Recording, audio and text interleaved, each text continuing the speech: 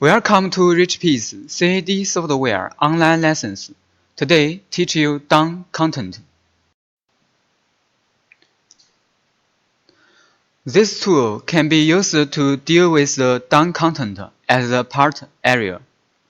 First, we need a left click, crossing select the assistant lines. Then, input the density on the right. Click Apply to finish.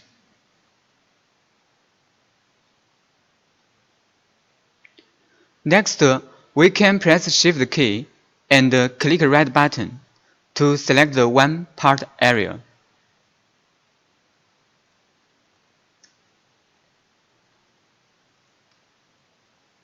Like this. Then we can modify the done content density at this area.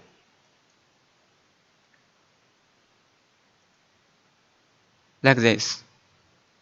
And also, we can press Ctrl key and click left button to adjust the text position.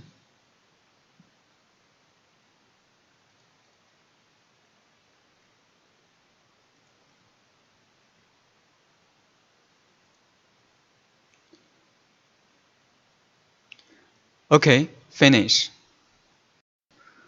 Thanks for watching today's video. See you tomorrow.